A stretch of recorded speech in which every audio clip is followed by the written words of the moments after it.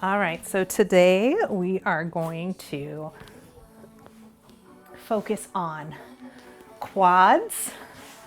That's these guys, quadricep muscles. There's 4 of them, that's why they're called quads. Inner, outer, and then there's 2 in the middle. One is deeper and one is more surface. And balance a little bit. And also the idea of support. So support in Donna Farhi's yogic moving principles is the idea sometimes referred to as root to rise, which I think is a lovely way to think about it. So if you imagine a tree and the way the tree grows roots down into the soil, and as it pushes its roots down into the soil, it starts to grow itself up. So that's the idea of root to rise, right? Like a tree has to push down to push up. And that's the same idea with support. So if you start out here and just think about pushing your legs actively down. So I would be doing that by externally rotating my thighs here. Just pressing down, and feel how that activation of pressing downward kind of starts to lift your hips up a little bit. And then release that and just push yourself off the ground a couple times. No right or no wrong here. Push, push. So even if we're not jumping off the floor with our hands, we can actively push into the floor, and that is the feeling of support. So we're gonna really think about grounding today, about feeling our hand or our foot and its position on the floor, and feeling attached to earth. Now, many of you might be upstairs in your building. I happen to be in the basement, so I'm a little bit underground. But it can be very soothing to your psychology, to your neurological system, to think about that connection, to really feel supported by the earth and connected to her. So we're gonna talk about pushing into the ground physically with our body, but also bearing in mind that idea that we're a tiny little person on an enormous planet, and that as we are small, we are very fully supported just by the earth being there for us. That said, let's take a few minutes to center our breath. Closing our eyes, breathing deeply and letting the mind become a little bit more quiet.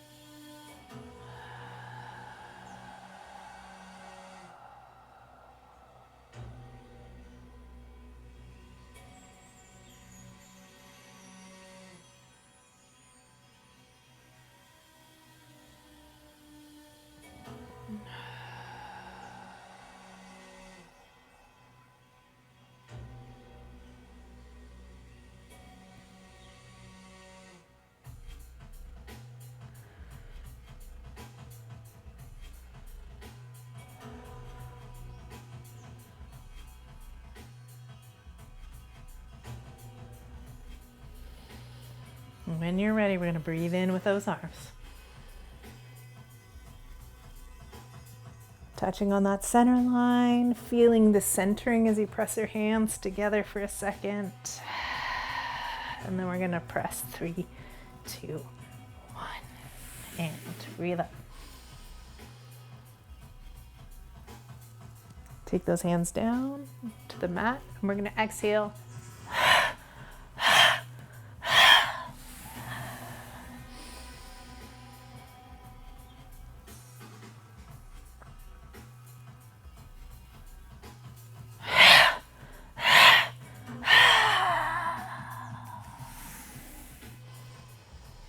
One more time with that silly breath.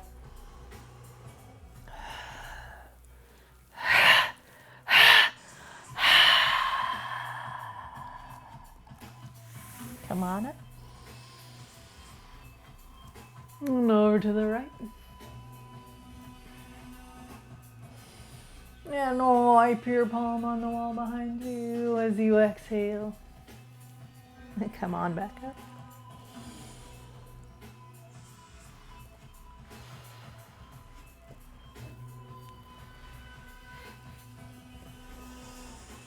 And over to your left.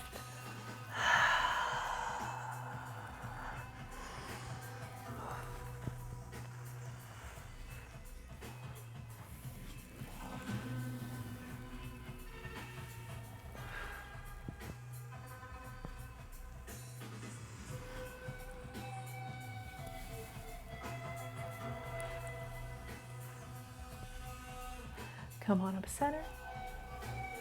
Exhale. Switch your legs right away.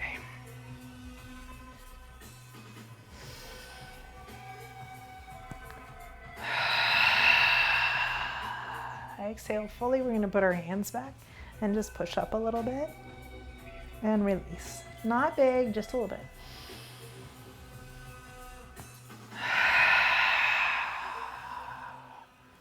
Little push and release.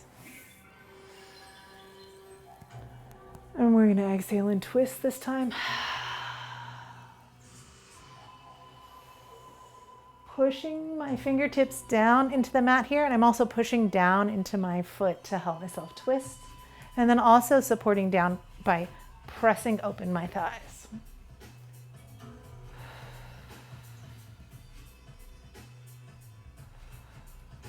And inhale, center. Exhale, other side. Another place to hold on can be your knee.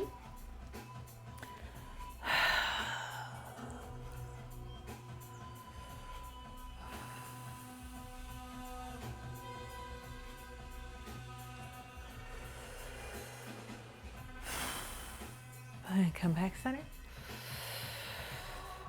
Interlace those fingers. Press them forward. I'm going to put our feet on the floor. And inhale up. Swing my hands back down to the earth. Fingertips forward here and just press up. You don't have to come all the way up because I know tight hips at the beginning of the practice is very normal. Up and reach. But just activating the back of your body.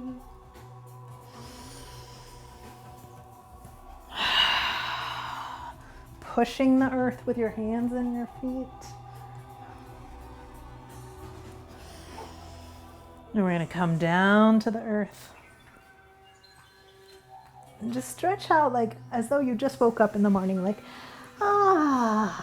left side long, right side long. No wrong answers, no right answers, just feeling good.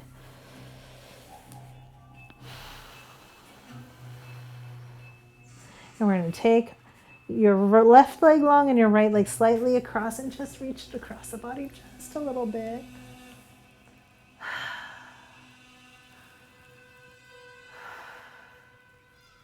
Come back center. And other side. So I'm just going to take right leg across just a little bit. Oh,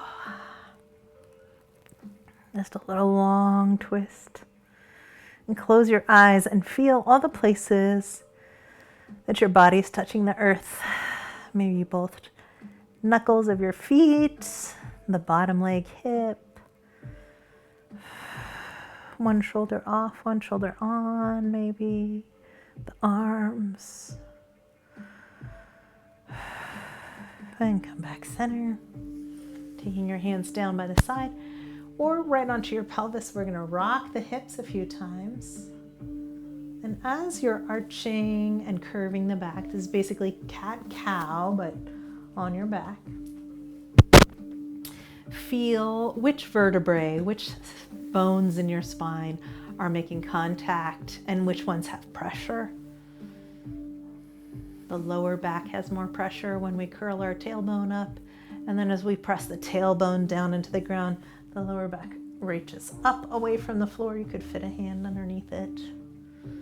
And then if you'd like to curl that tailbone and come up And this is not meant to be a big bridge, so I want your neck and shoulders to be very relaxed, keeping the hips sort of in the middle, and just wave your hips around a little bit and feel the weight of your body behind your shoulders and in both feet, and maybe circle the hips.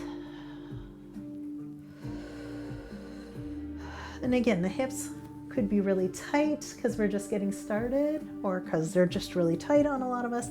So I'm not encouraging you to press these all the way up as high as you can. That's an end of class sort of activity.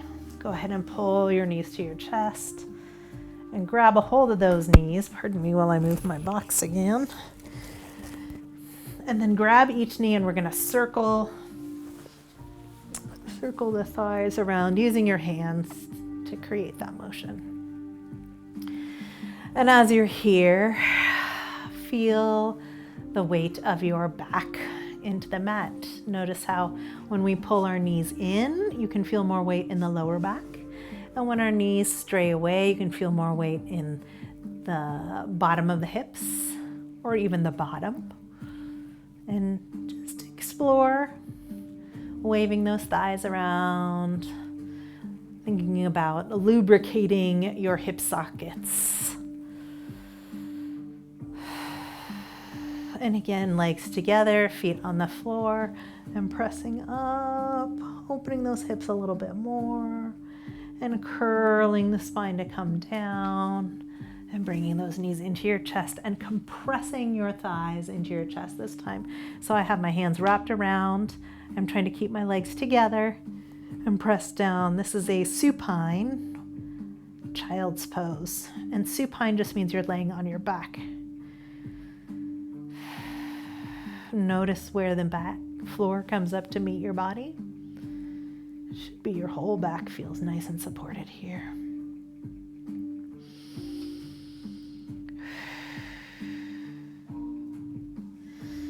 And we're going to go ahead and release those feet, slide them out, and feel what it feels like to be long again for a moment.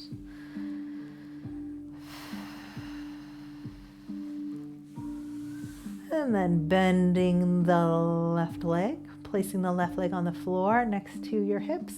We're going to use our healthy way of getting up from our backs, which is we push that foot into the floor and roll to our side. And just laying on your side, you can draw your legs up a little bit. Resting right here. This is called the reflective pose.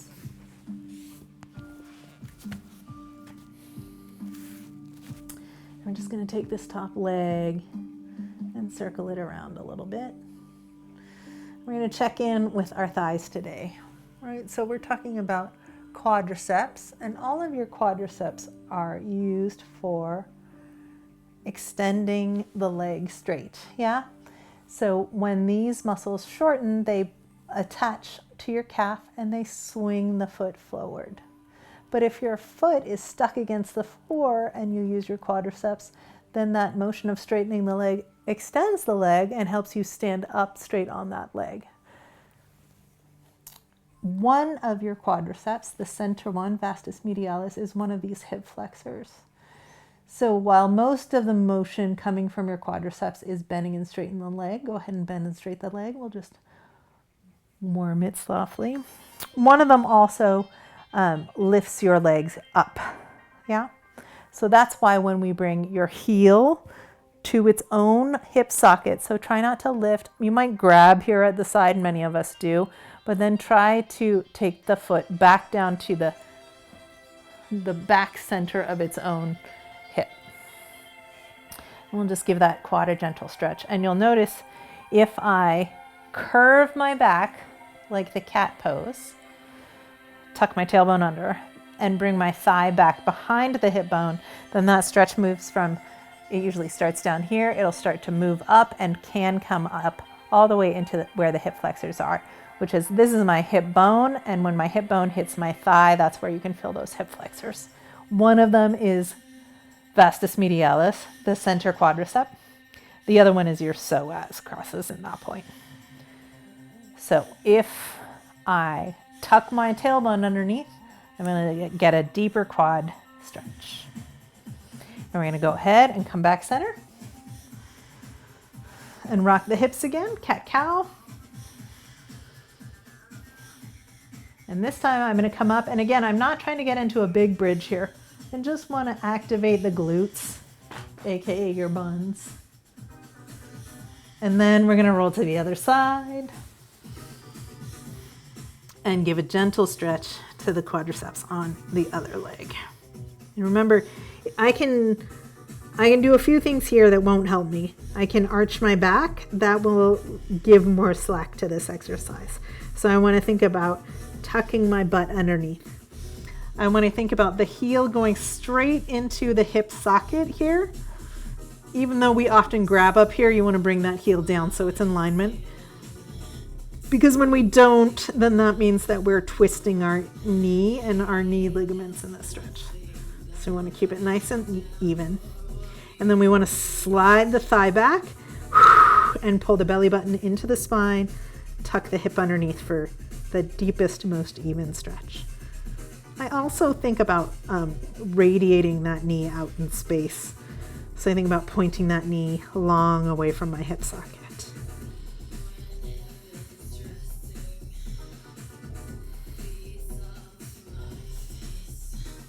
All right, release that and come back center. One more time, gentle rocking through the pelvis. And we're gonna bring the thighs to the chest. And we're gonna take a little walk on the moon up here. Just a gentle exploration. And go ahead and bring your arms up and play, as Shiva says, play the celestial harp. Warming up your core. Good, good. One more stretch through those legs and rock your way up. Go ahead and bring your feet all the way together. You can be next to a wall or a chair for this one. It's going to be a little bit of balance, but I'd like you to make sure that your toes are lined up and your knees are lined up. Because if our toes and our knees are visually lined up, then that means we are not twisting our hips, and we don't want to twist the hips for this next exercise. You can also think about it the other way around. So when I look down here, I'm going to let my weight go more into my heels than my toes. I'm going to keep my knees over the knuckles of my feet because my heels are down, and I'm going to sit down, and we're going to have a sensation, y'all. I noticed that I went back, my booty was out, yeah? So I'm gonna engage my core some more, drop my tailbone down. And the idea in the awkward chair pose is you should imagine there's a stool behind you that you're trying to sit down in. We want a nice flat back. I keep turning to find just the right angle to show this the best way, but I think sideways is gonna be good today. Yeah, so nice flat back, shoulders held down, stomachs are in.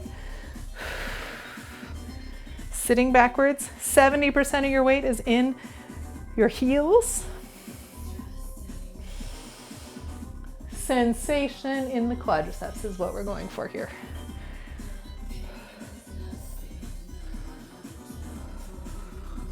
Squeeze those legs together. Keep breathing. Good, push the earth away to let that go. Big breath in. Grab your hands behind your body. Squeeze those glutes, so squeeze your booty tight. Lift your bellies up and in.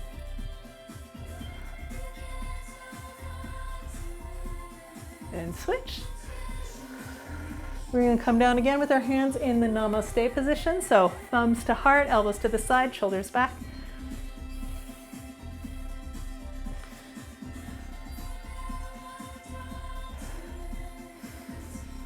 Breathing.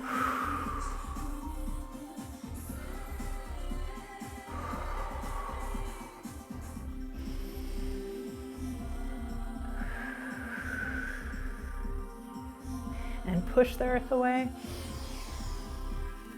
Take your hands to the tailbone, right on the sacrum, which is those bones between your butt cheeks. We're going to push underneath, squeeze the glutes, lift up the belly, and arch up.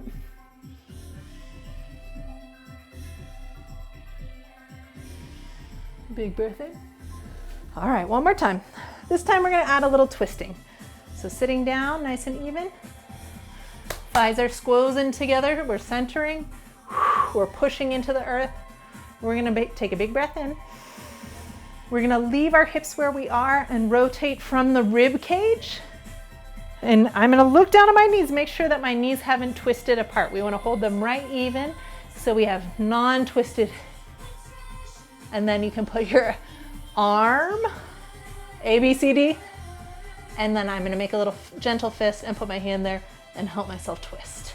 So this is an awkward chair with a twist.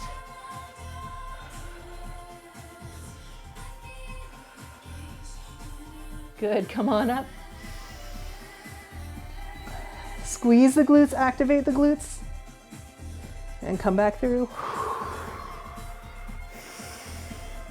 Twisting to the other side. Check your knees and toes are still aligned. Drop those hips down. Sensation.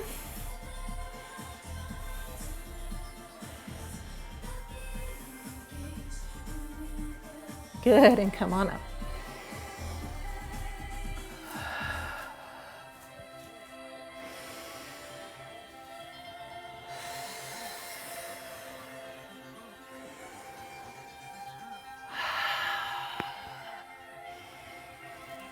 Forward fold. Flat back. Take it down. We're gonna step your right leg back. Ooh. Right leg back, sorry. Don't have to switch around like I did. Go ahead and come to a low lunge today. Yeah, so low lunge means my back knee is on the floor. Both legs are still parallel. If you'd like to add bricks in here, you can put bricks underneath your hands to bring the floor up to you. And we're gonna come back, and we're gonna go back and forth a few times to soften up those thighs.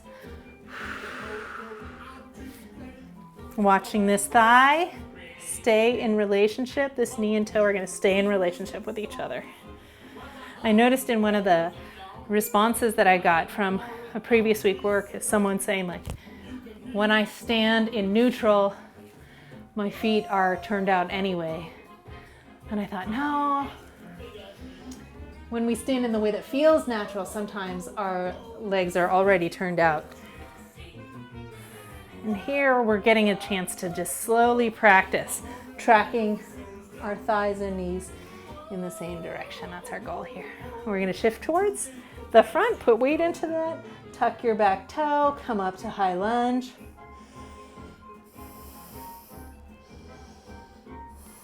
Let your back heel sink back and stretch and press up.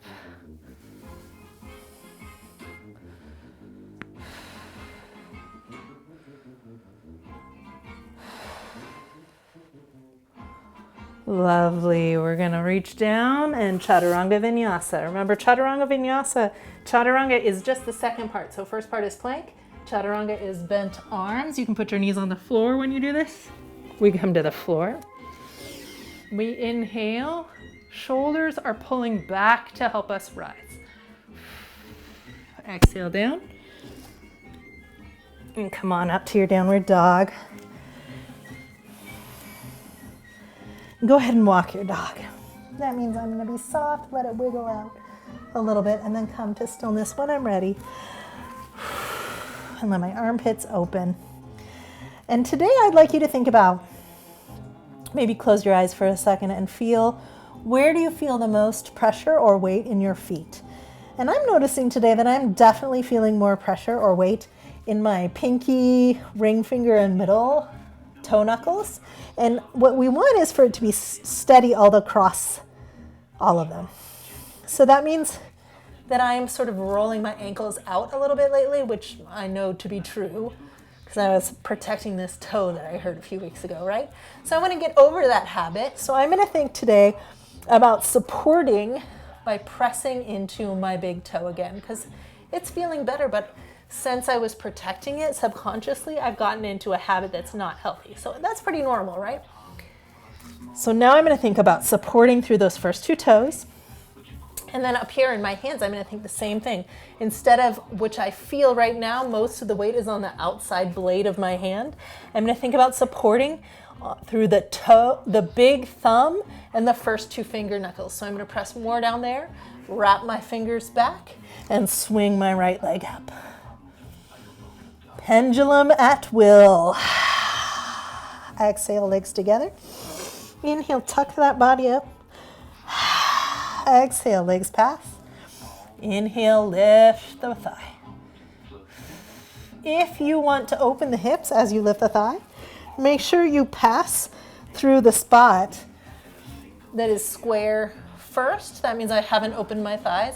Square first, really reach square first, and then you can open the thigh if you want to.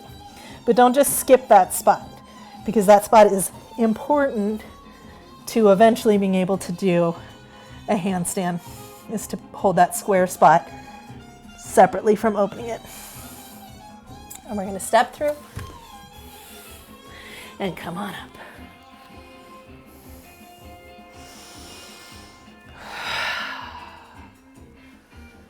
Go ahead and bend your back leg today. Woo, it's a whole different ball of wax. Square those hips, back legs bent. That lets you have more power squaring those hips and bringing your tailbone to face the ground. We're gonna take a big breath in. We're gonna rotate the ribs to the right. And then maybe extend. And bring your hand down to the floor. Still revolved. Drop those hips. Both hands down.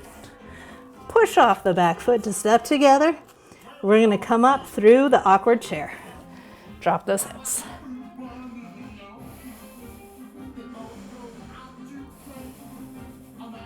Push the earth.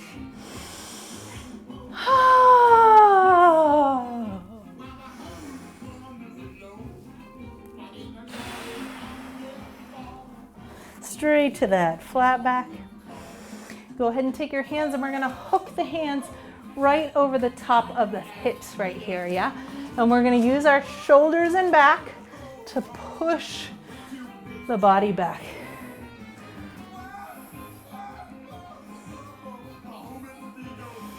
And slide down into your awkward chair.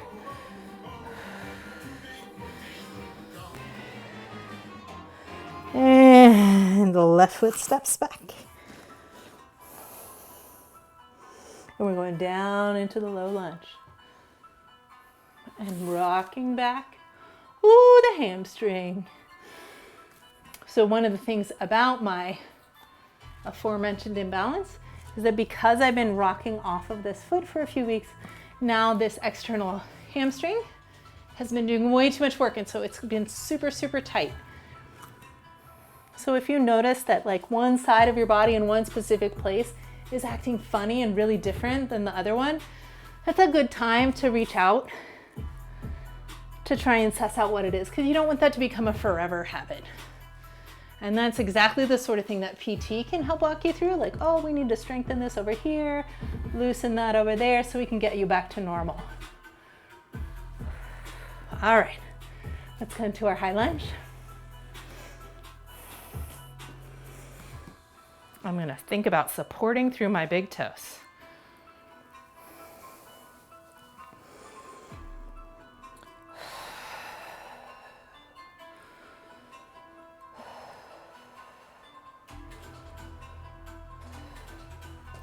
I'm gonna reach out through my flat back. Tuck that foot in. Elbows back. Knees down, chaturanga. Reach my head forward, press into my front knuckles more than the heel of my hand while I do this. So I'm supporting through those front knuckles.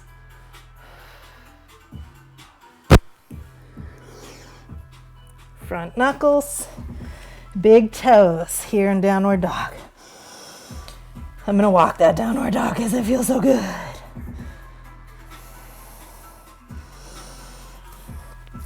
All right, from my downward dog, left leg's gonna come up.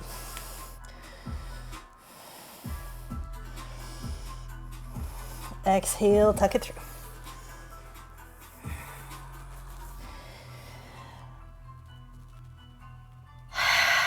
Exhale, thighs pass.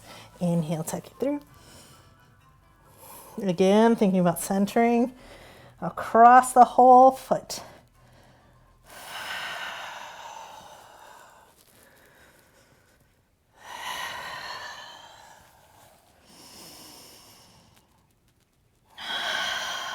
And stepping through.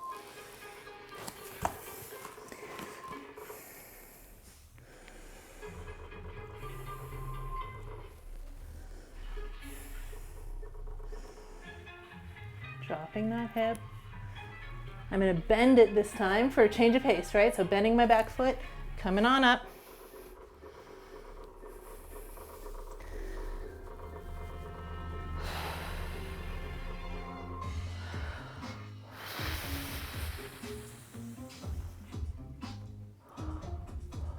Option to extend the back leg, but most important, I want to try and get my pelvis vertical.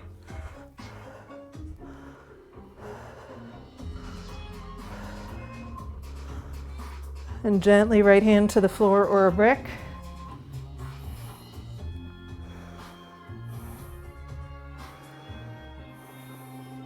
Both hands down, step together. Inhale, flat back. Reach the tailbone away from the head. Down to that awkward chair. Push the earth away.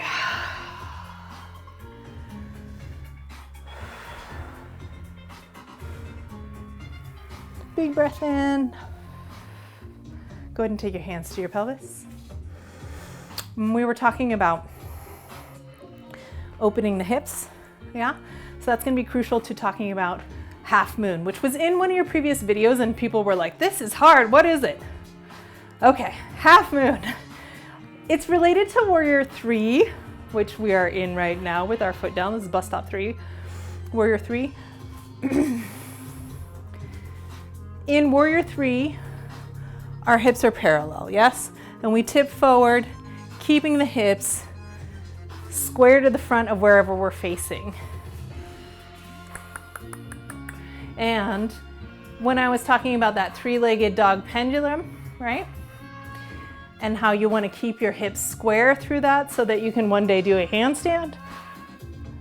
That is square torso, parallel hips, Warrior 3, and the pendulum. So for half moon, we're gonna open up the whole body, like we do with Warrior 2. So we're gonna go through, go ahead and flip your mat sideways if you're gonna flip your mat sideways. We're gonna do our flow through Warrior 2. Sometimes that's more fun to do facing sideways.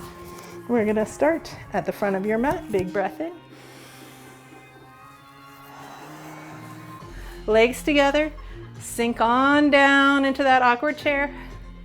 Feel the weight in your heels, and as you press up, press into all 10 toes.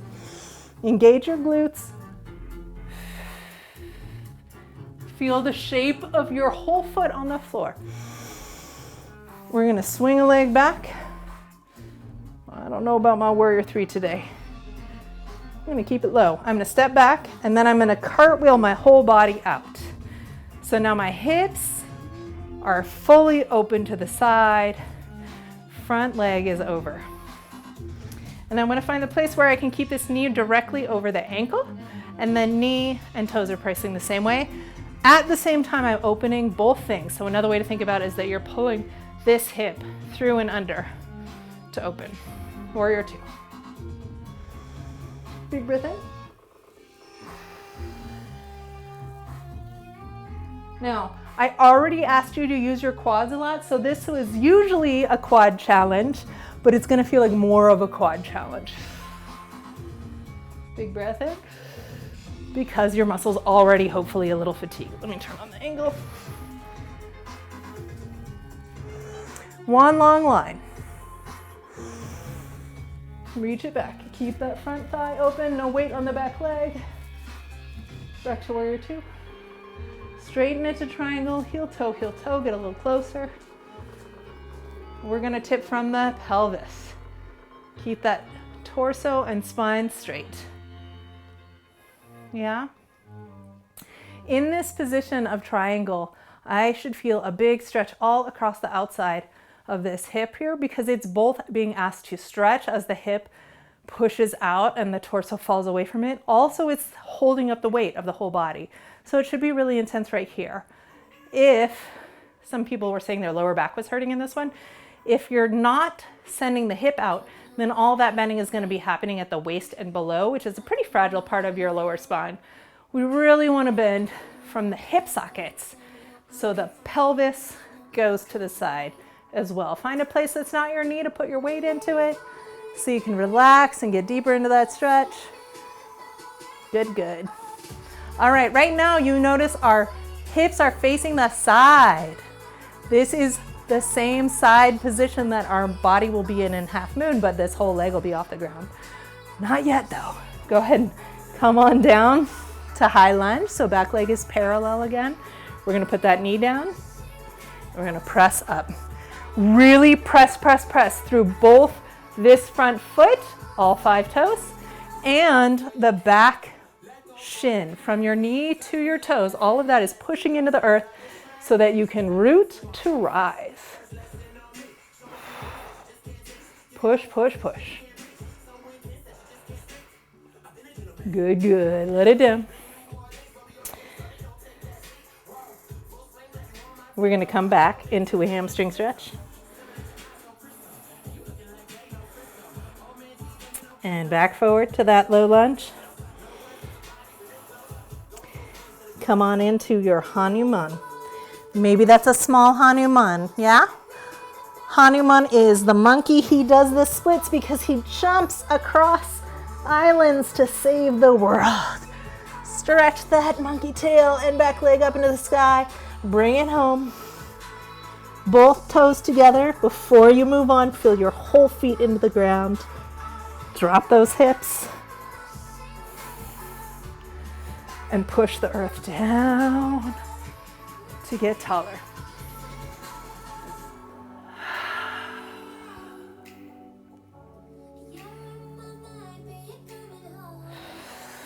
Take it forward. Stretch it out on the diagonal. Make sure you're lifting your core in here and bending from the hip sockets. We're going to take our left foot back.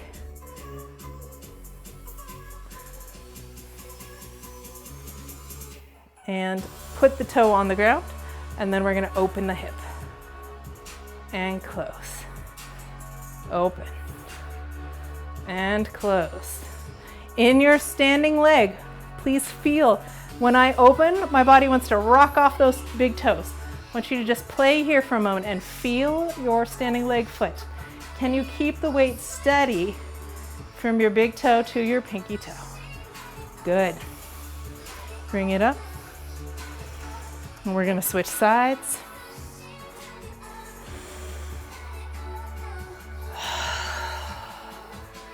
Nice tall body. Warrior 3, shoulders down, abs tight, hips square first. And teeter-totter that body forward. Oh, do you notice how you can feel your balance in your foot? If it rocks in or out, go ahead and step back. And we're going to take that knee down and bring it back. Squeezing the legs towards the center line.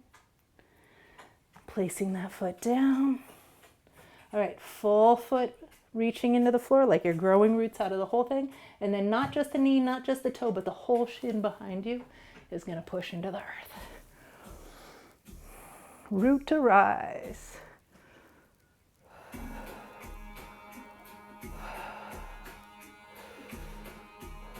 The more I press down, the more free my spine feels to lift up. Feeling all 10 toes on the ground. If I notice one toe is coming off, that's a good sign that it's time to adjust my knee over toe. Taking it back one more time.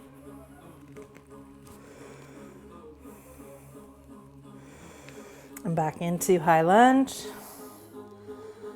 And we're going to come up, pushing into both feet, and then cartwheel open to warrior two. Ribs and hip bones come together, and then shoulders roll back, and that's how you get this flat torso. Nice and wide and strong. Coming to your side angle. Feel all 5 toes on the ground. So earlier in the semester, I asked you to look down here to see if your knee and toe were pointing in the same direction. But now you can feel.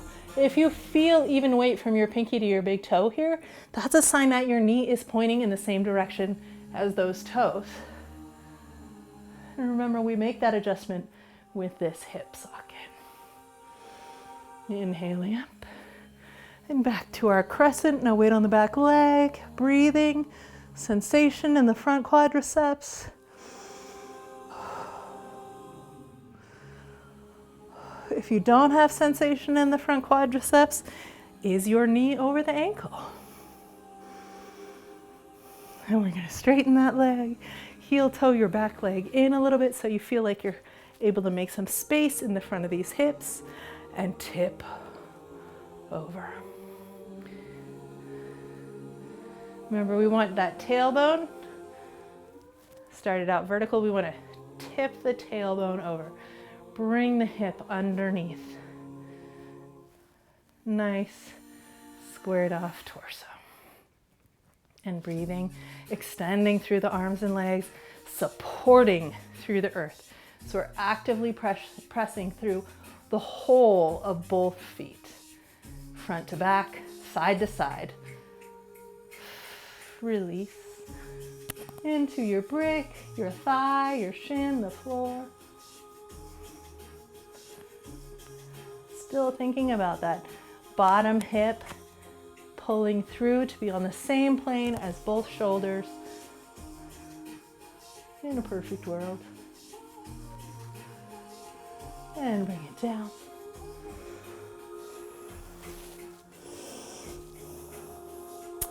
Turning back to your high lunge, so that's hips facing the floor. We're going to take our weight. You want to think about your pelvis here, right here.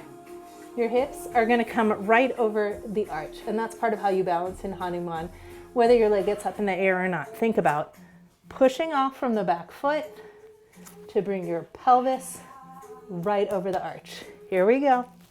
Whee!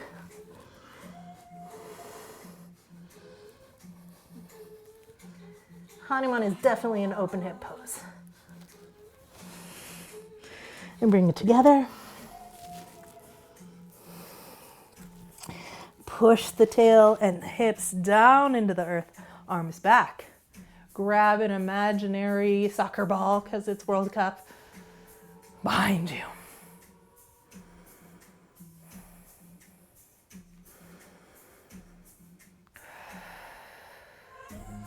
Let it go. Push the earth down.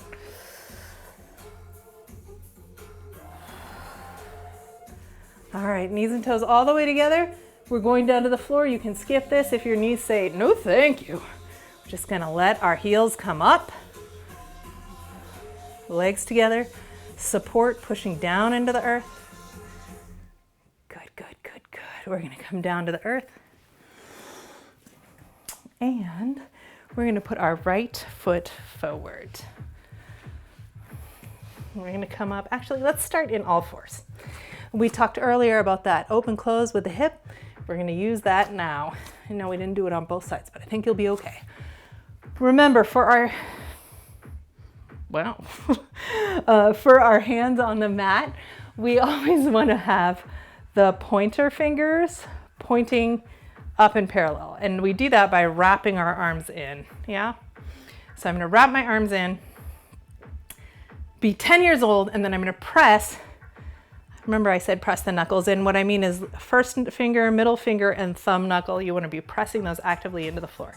So growing roots out of the front of the knuckles, as opposed to the default, which is most people put our weight into the heel of the palm down here. And that means that your weight is rolling out. those hands. So we want to spread it evenly, and we do that by concentrating on the inside. Elbows wrap in. We're going to send one leg back. Let's do a little cat-cow before we do this so that we have a good somatic and kinesthetic sensation about what flat back means. Yeah. So as we do cat-cow, if I really curl, feels delicious.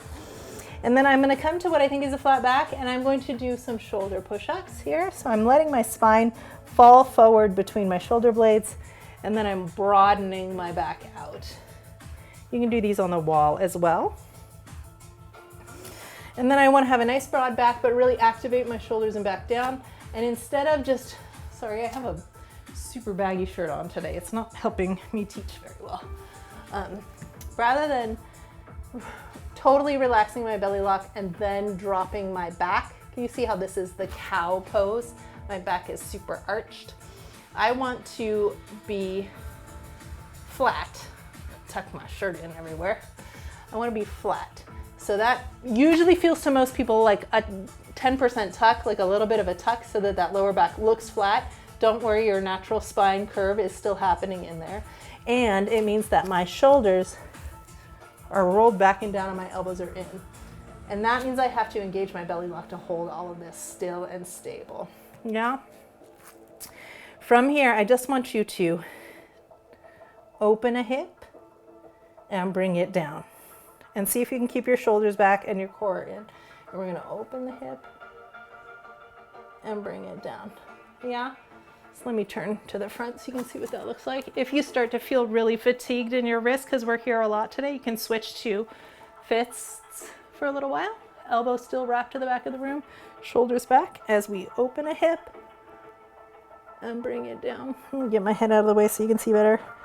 Open a hip and bring it down. And if your head is down, you can look underneath yourself. You can see your hips moving. The goal is we want to open that hip so that one hip is vertically above the other. And if you've done that on both sides 3 times, then we're going to move on. Slide your right leg out. You can look behind yourself, open the hips, and lift a straight leg out. So my shoulders are still flat to the ground, but now my hips should be one hip on top of the other. That's the goal. I'm gonna bring that nice and smooth back to start and repeat other side.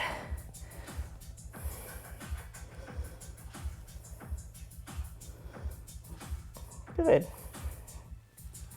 And as you do this, you should notice that gluteus medius and minimus, which are the glutes that are on the outside of your hips, right? Maximus wraps all the way around, but medius and minimus are both here on the sides.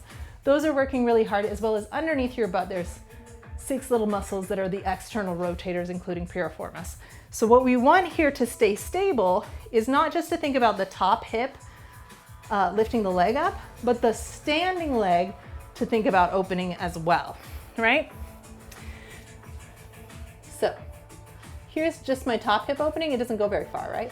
What gets me up here and what makes me stable is this bottom leg needs to do the work to open both hips.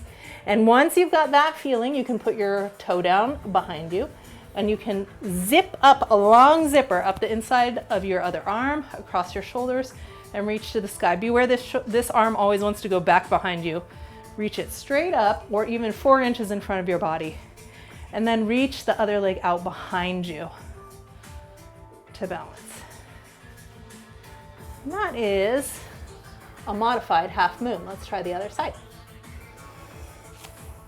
Knees right under my hips, hands right under my shoulders, elbows back, bottom leg stretches out, open the hips, standing hip. It's gonna do a lot of work to help me balance, and I can zip up the other arm.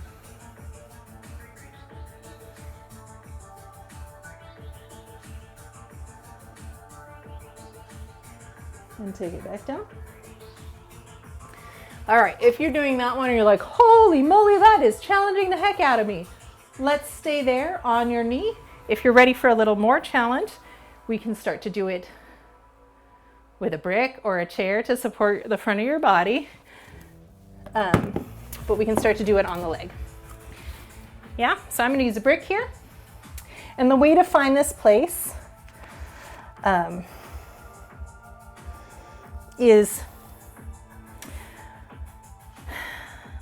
if I'm gonna stand on my left leg, I want the brick for my hand to be the length of my body out in front. So imagining being on all fours here. And then I usually put the brick a little bit further and a little bit wider. I don't know if that's gonna work for you, but experiment with that if you get up and you still feel like all scrunched underneath yourself. Okay, so here we go. First things first, let's just open our shoulders because that's a lot, right? You'll notice that your shoulders roll forward usually when we're learning this. So I want you to activate the back, roll the shoulders back and radiate. It's okay if your arm doesn't get all the way open yet, that's all right. Bring it back down. And slide your leg to a low warrior 3. And then think about opening the hips with the standing leg and just radiate out through the back leg. Don't worry about getting that leg high yet. If you think reach, lengthen, lengthen, it'll all open up.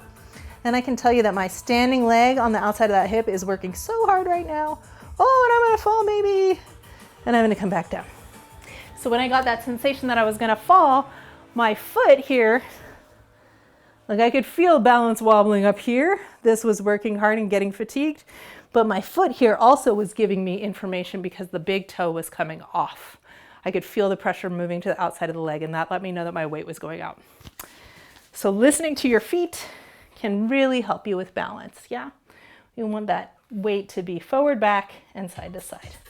All right, length of my body, a little bit out. It's okay if the standing leg is a little bent at first, but starting with square hips, extend that leg out and then open those hips.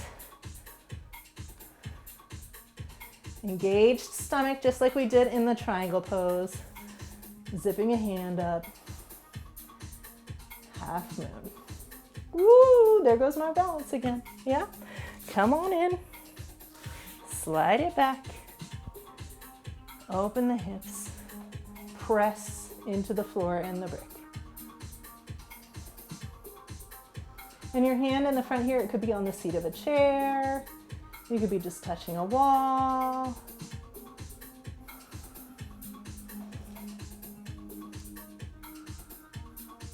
And the way I eventually come off that brick one day when you're ready for it is really that I'm supporting more. I'm rooting down through that standing leg and radiating. So if I really press more into that leg, it feels like a little more space happens in the hips and then the weight comes off that front hand.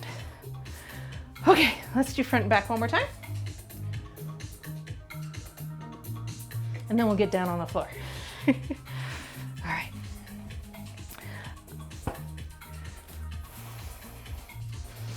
All right, here we go. A little bit forward. You can do a little flat back here and measure where your hand goes. Again, I like mine to be about 5 or 6 inches longer than I normally would put it. And this time I'm gonna slide up one leg and open the hips first, and then zip up my hands and reach. And if you have a mirror or something to look at your body, one of the goals you eventually want to get to is sometimes that leg hangs down a little bit. So getting a nice squared off body shape is your eventual goal. And go ahead and close it down. And switch to the other side.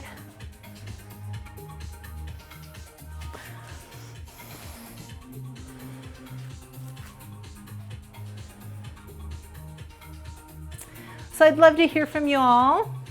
How is, woo!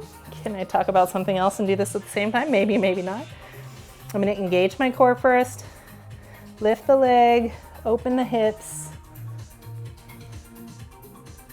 Spread up.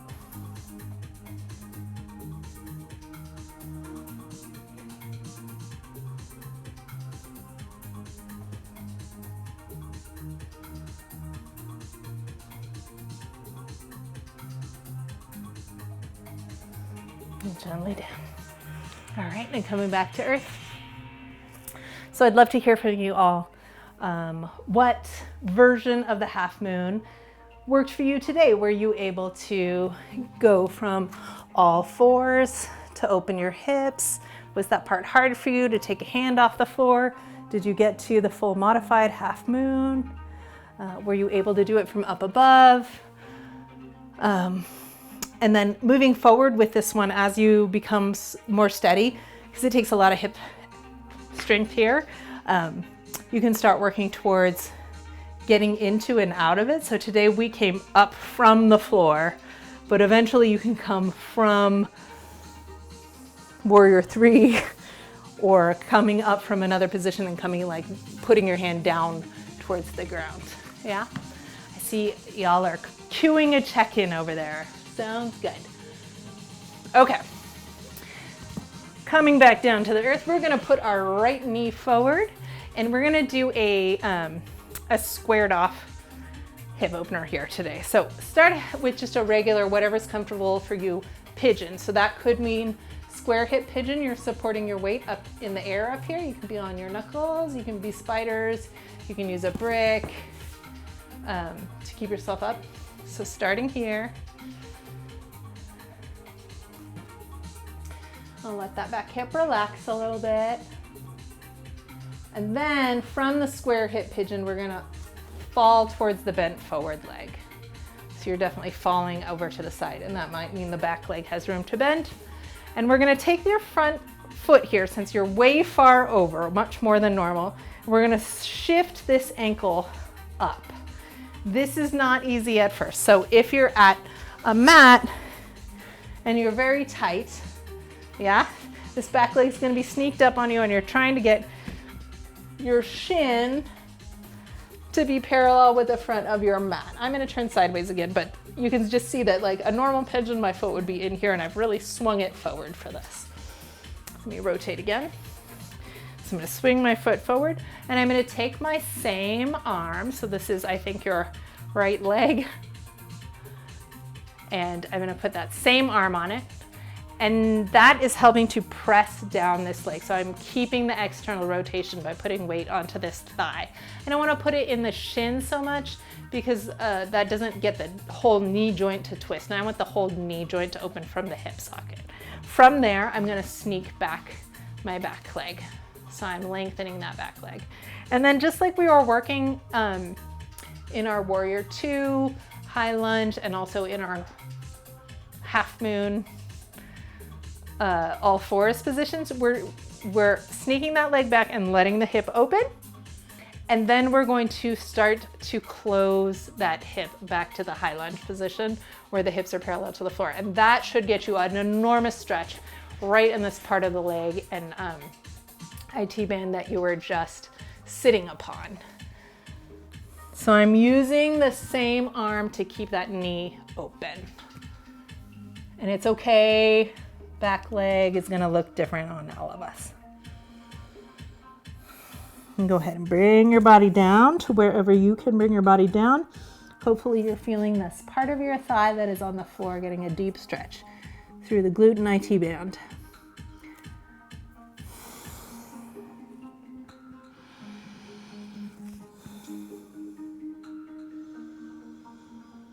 Big breath.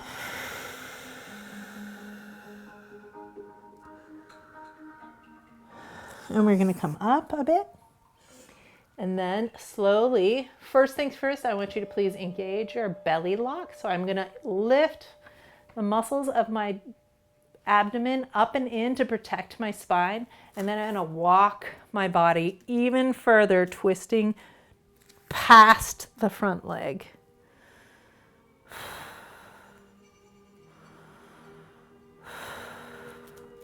And I'm gonna slide down if I can, just like we did in that twist.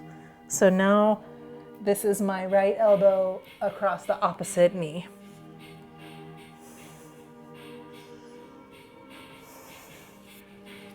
Could you press on it? Probably, but I'm not going to today.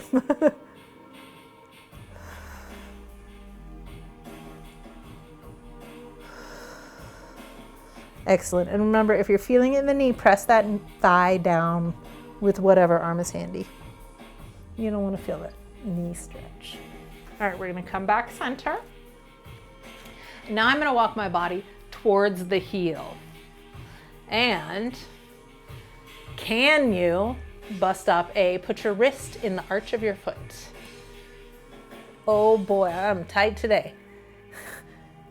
Oh, can you put your elbow there? Make that soft fist again.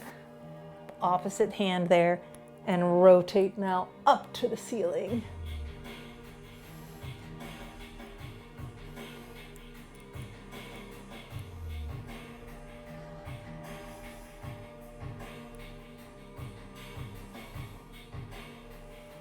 Gently unwind. Spine to the front. Tuck back to pigeon. You've never been so relieved to get back into regular pigeon, right? Go ahead and come up. Slide that leg back to all fours. Lift it up in the air. And down. Press back to child's pose. Even hips.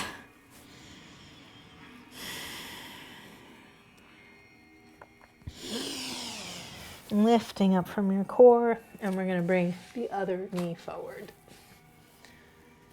All right, so first a square pigeon. That means there's space underneath one hip, most likely. I'm trying to put both hip bones straight forward.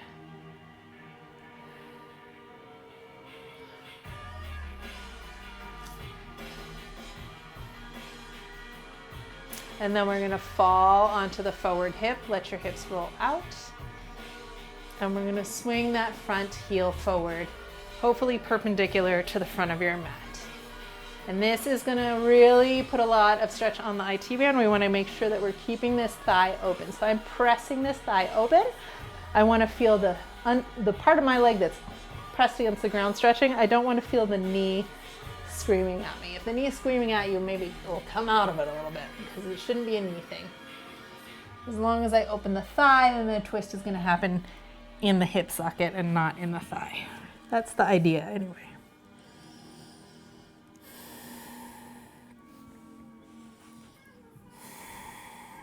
Big deep breaths.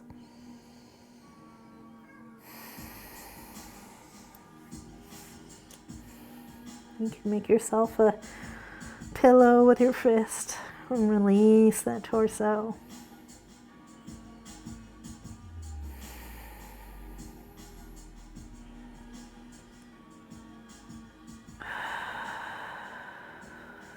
Gently lifting up, walking to the outside of that leg. Oh, big spinal twist.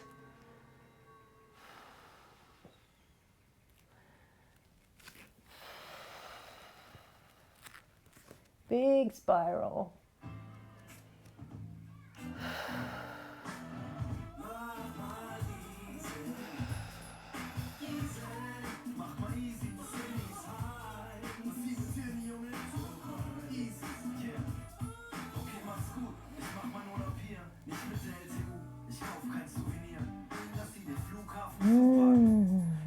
Lovely. All right, friends, lift it up and walk over the foot. Bus stop A, you're going to spiral in here with the hand pressing the inside of the foot. You can go on your forearm. Eventually you can hook an elbow in there, make a gentle fist. Remember your shoulders, we don't want to leave them squished up by your neck. So I'm pulling the shoulder blades down both sides of the back to spiral.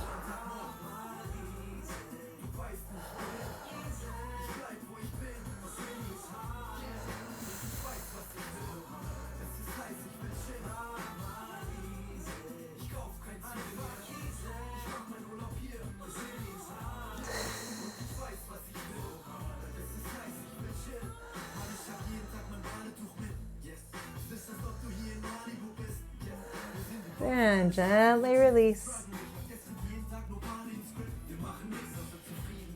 Square the back off. Bring that knee in.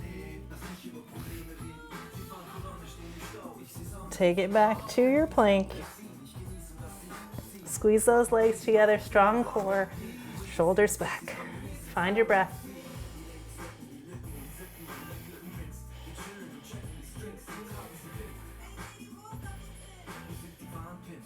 knees down, and press back to a heart opener. Tailbone up in the air, toes are tucked. Trying to put your heart on the floor, chin forward. Respect your neck though.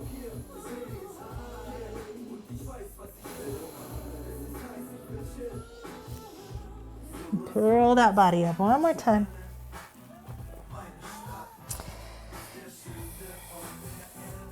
I'm going to face the back here and invite you to feel.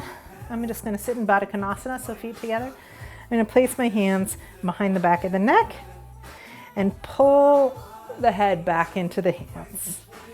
So activating the back of the neck muscles, and then go ahead and curve and put your elbows into your feet, and then roll it up, shoulders down, pull the head back fiercely into the hands, and bring your elbows forward. Good, good. Notice how long the back of your neck is here, really activated. And then I want you to tuck your chin all the way down into your chest. And smush it down there. You can hear my voice changing as my throat is being compressed.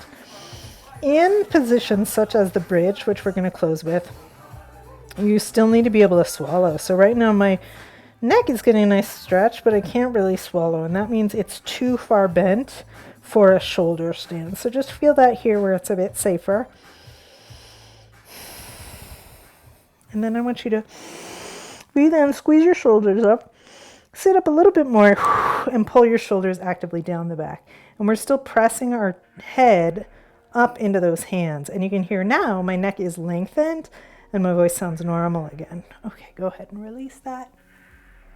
We're going to take our hands back, fingertips forward. I'm going to let my shoulders come way up and rest my neck on the lifted shoulders. Open that chest. And open the neck.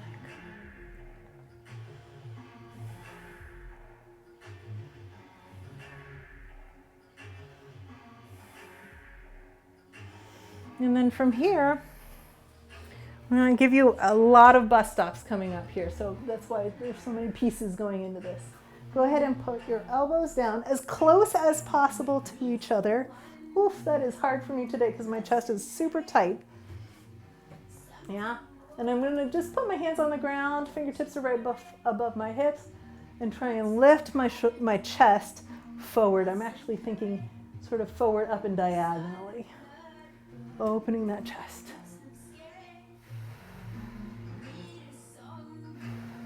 Good. And then can you sort of touch any of your back there with these hands? Hello, back. And go ahead and come back up. Bend your knees. If you want to put a brick under there for support, you can. And I want you now to walk your hands to your back. So my thumbs are wrapped around the outside of my rib cage, and my fingers are here, reaching towards my spine. I can touch my spine with my tips of my middle and ring finger. And of course, my elbows have fallen out to the side, right? So here, I'd like you to draw the chin in, press the chest forward, and bring the elbows back as far as you can. Yeah? This makes me feel like I'm trying to be a really aggressive, well, I was going to say rooster, but I saw a lot of geese on my trip that were very aggressive. I got hissed at a lot, so pull up, wings back, chest out, right?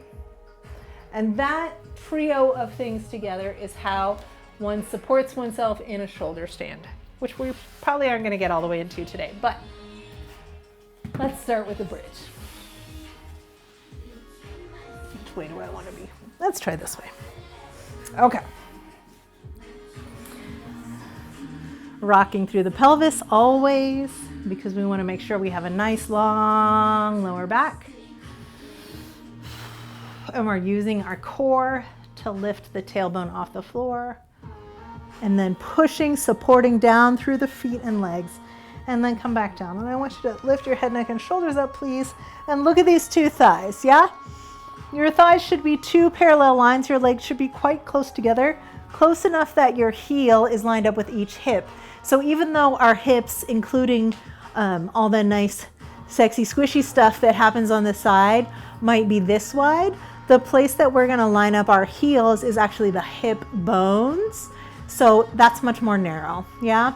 For me, it feels like there's about one fist between my feet at most. So together or a fist width apart is enough.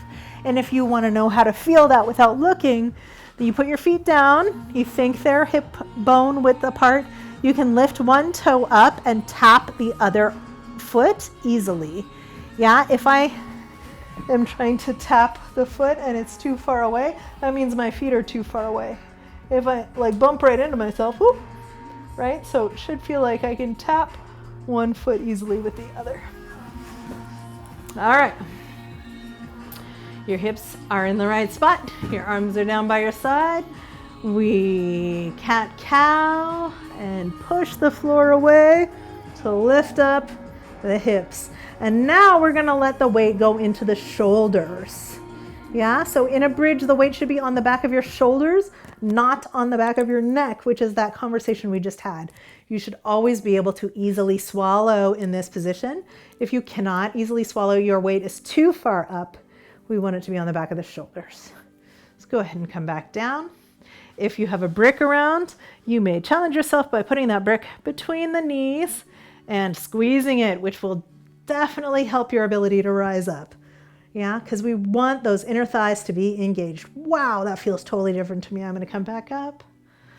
And in yoga, we like to, you may or may not have noticed, add a counter pose for each pose. So there's your counter pose, feet down, squeezing the brick, coming up to your bridge.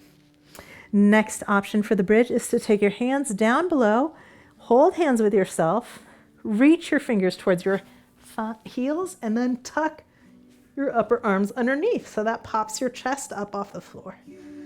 Push the earth with your hands, shoulders, and feet. Lengthen the back of the neck.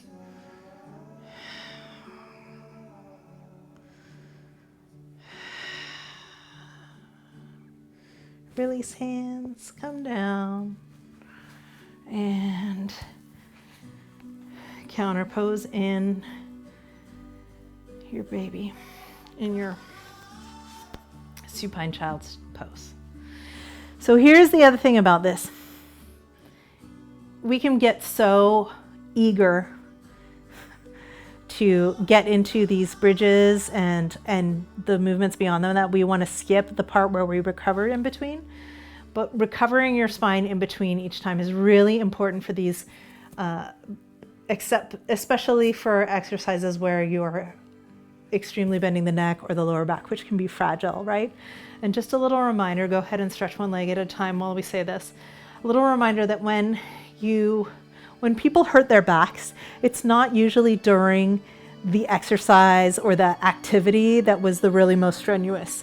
It's usually like, let's say you went to help your friend move and you guys all lift up the couch together and move it and put the couch safely down. And then right after that, someone turns and twists around and reaches for a cold drink. That's usually the moment when the muscles, which have been loaded really a lot and then released really a lot, are out of control, and then we can twist them too far, and that's where we slip things sometimes. So especially when we're doing these back bends, please don't skip the counter poses. All right, we're gonna go up through a couple more. If you start to feel like you're at your bus stop, just hang out in your bus stop. You're building your strength there. And remember to come through the counter pose no matter what. When we finish our last version, which is either going to be a forward fold on your back or a plow, we're definitely gonna stay here in child's pose afterwards for a full minute until you stop feeling the muscles in your back adjust.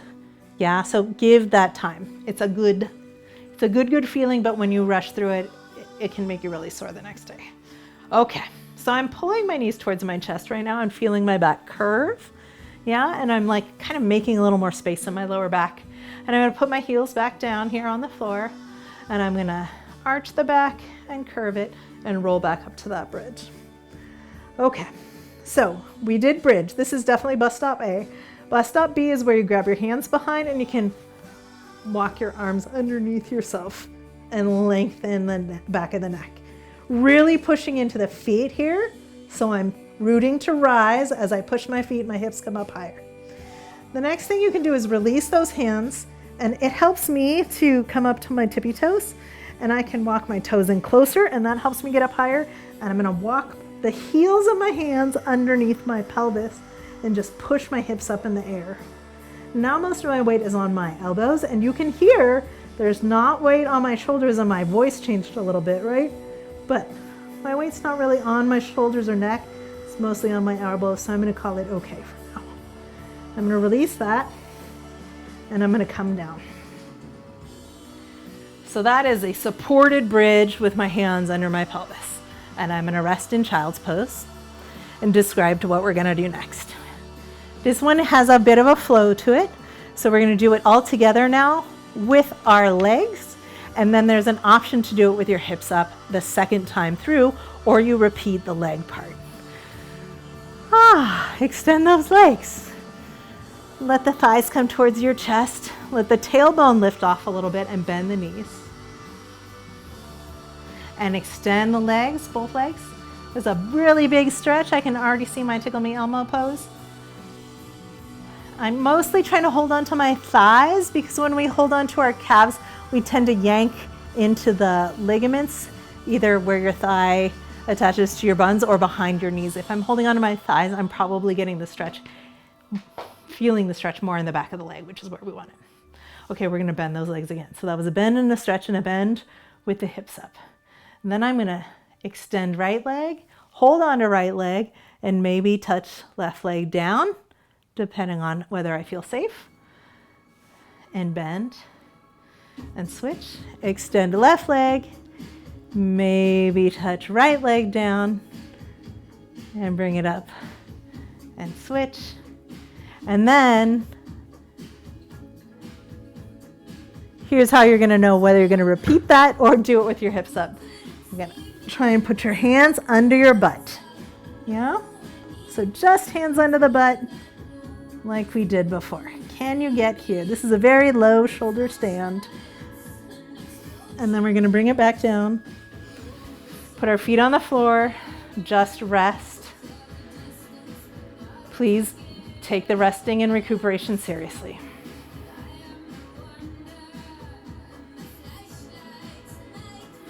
Even if it wasn't that intense for you yet, I want you to practice that recovery time.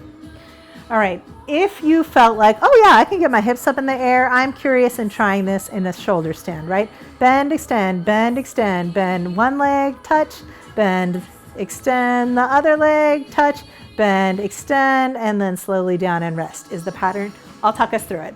If you feel like you're gonna do that in shoulder stand, we need to say one more super important, urgent safety thing about this practice, which is that you cannot be turning your head in a shoulder stand, because the twisting and bending at the same time is too much for a regular human neck. Your shoulder stand must have your nose and chin pointing straight up in the air while you do it. And that means you can't look at the screen, which is why we do it 2 times in a row, same pattern. So nose and chin are gonna stay up, my friends. If you're not feeling ready for that, just leave your hips on the ground. Don't go into the shoulder stand yet. There's always another time to try. Okay? All right, I think I'm running out of mat here. I'm gonna scooch back. All right, so if you're not going up with the hips, we're doing the same exact thing. Hips down, bend, extend, stretching the back of the legs. If you're gonna go up, we're gonna rock our hips up now. Catch your hips. And the other thing to help you do this is to think about squeezing your elbows together, right? All right, here we go. We're bending the legs. If you're up in the air, the knees are coming towards your eyebrows. Lengthen that neck. Extend the legs. Up in the air if you're in a shoulder stand. Squeeze your legs together for balance. Lengthen the back of the neck. Bend the knees. And extend both legs again. This time you're heading towards plow if your butt's up in the air. So I'm letting my toes come to touch the earth, lengthening the back of my neck by pulling my shoulders down so that I can easily swallow in this position. If it's too much, bend your legs at any time. All right, next one. Extend right, extend left. Centering helps here a lot. Radiating helps here a lot. Bend both legs. Switch, left leg up, right leg behind, or up to the sky.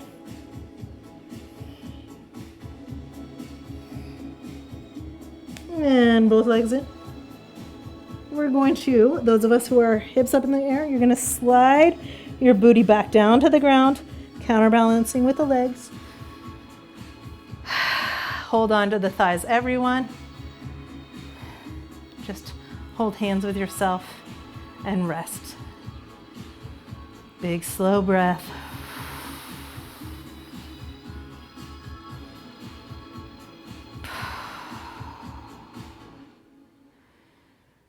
Face and chin straight up in the air. Notice sensations in your back, in your hip flexors, in your shoulders as you allow them to relax. Feeling your back against the mat. And holding onto your knees, we're going to support our legs as they slide down to the floor. Walk your feet a bit wider than your hips and let your knees knock together. Again, still staying very still.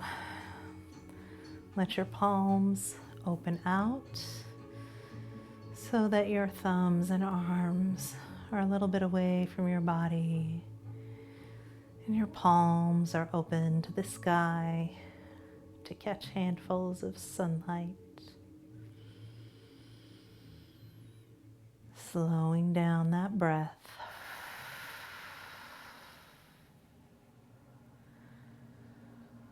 Allowing yourself permission to witness your body relax into the mat without judgment.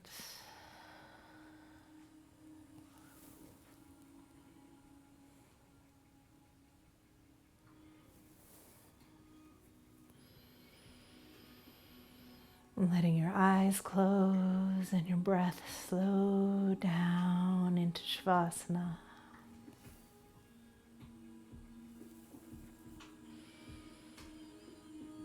Option to stretch your legs out if you want, or they can stay right where they are.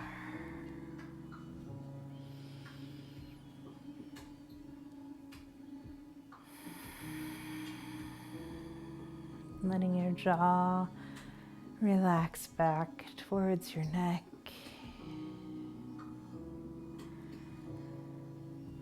Letting your hips spread out on the mat.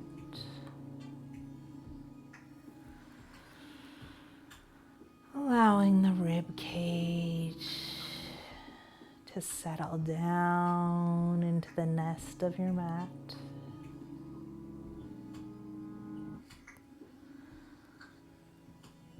And feeling the earth meeting you, the earth connecting with your heels, knowing that it has supported you with every step you've ever taken.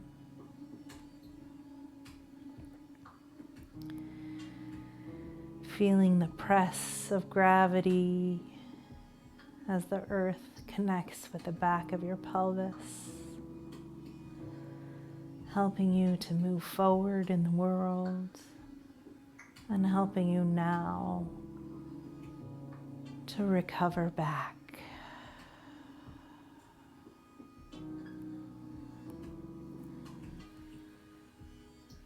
Feeling the earth behind your ribs, behind your lungs. Knowing that earth has supported you, supported this atmosphere, allowed us all to breathe.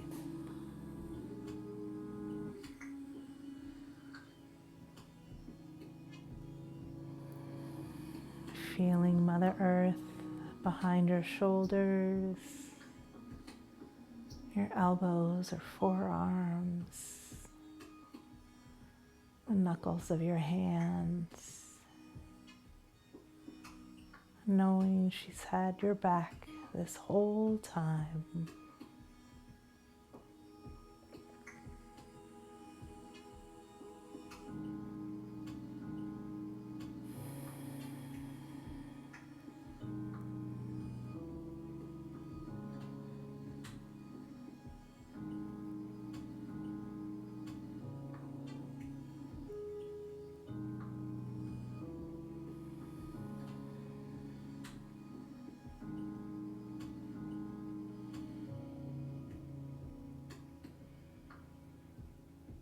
Feeling Mother Earth at the back base of your skull. Knowing she's there underneath it all, beneath all the words and thoughts. You are supported by Mother Earth.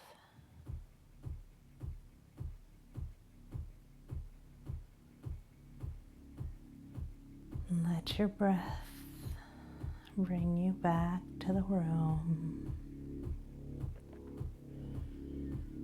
knowing that she's got your back.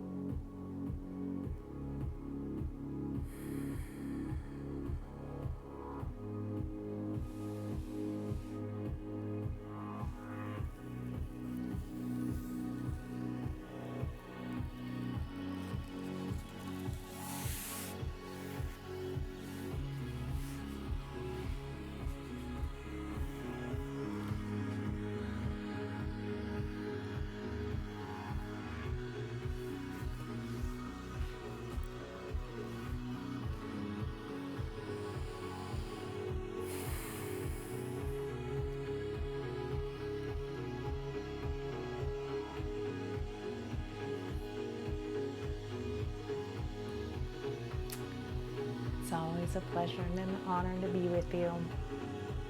I hope you spend the rest of your week feeling supported and cared for. Because I care for you. And I'll see you on Monday.